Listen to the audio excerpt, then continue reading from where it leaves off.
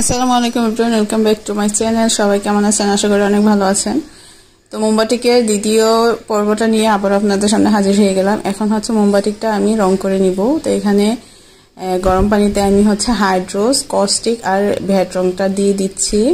মোমবাতিক করার সময় খেয়াল রাখতে হবে রংটা গরম পানিতে গুলিয়ে তারপর হচ্ছে কিছুটা ঠান্ডা করে কাপড়টা ভিজিয়ে নিতে হবে, তা না হলে কিন্তু কাপড় থেকে মোমটা উঠে যাবে, আপনাদের বাটিকটা ভালো হবে না।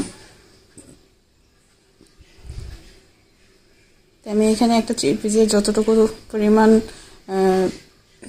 রং লাগে অতটুকু দিয়ে দিয়েছি, 1.5 তোলার মতো লাগবে। আমি পানিটা ঠান্ডা করে নিয়েছি। এখন হচ্ছে এক এক করে আমি সবগুলা কাপড় দিয়ে দিব।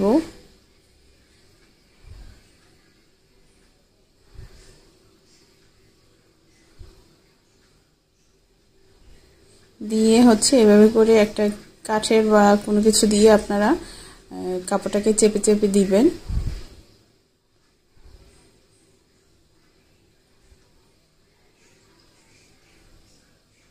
তারপর কিছুক্ষণের জন্য রঙের মাঝে আমি কাপড়টাকে ভিজিয়ে রাখবো।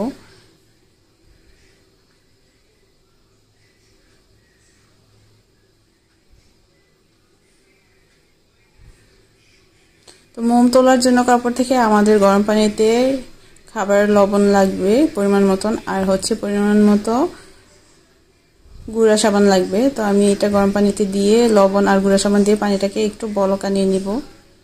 তো আমার পানিটা কিন্তু বলক চলে এসেছে। এখন আমি এটাকে একটা বালতিতে নিয়ে নিব।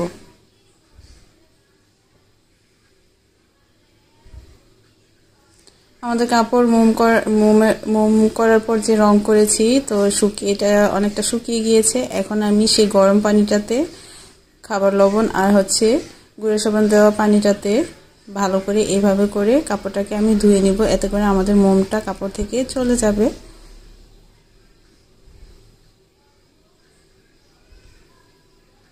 পানিটা গরম থাকা অবস্থায় কিন্তু আমাদেরকে এই কাজটা করতে হবে। একে একে আমি সবগুলো কাপড়ই এভাবে ধুয়ে নিব। তারপর হচ্ছে আমি কাপড়টাকে ওয়াশ করে রোদে শুকিয়ে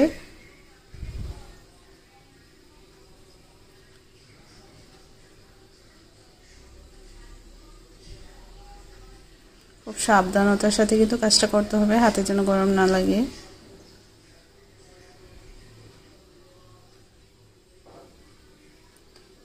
রং করার পর মোম ওঠানোর পর আমার কাপড়ের ডিজাইনটা এরকম হয়েছে। যে ডাইসটা ব্যবহার করেছি এরকমটা, আর এটা হচ্ছে ওড়নার কাপড়টা। তো আপনারা কিন্তু চাইলে ঘরে বসে নিজেদের জন্য এরকম একটা বাটিক জামা তৈরি করে নিতে পারেন। সবাই ভালো থাকবেন, সুস্থ থাকবেন। আল্লাহ হাফেজ। আজকের মতো এখানে বিদায় নিচ্ছি।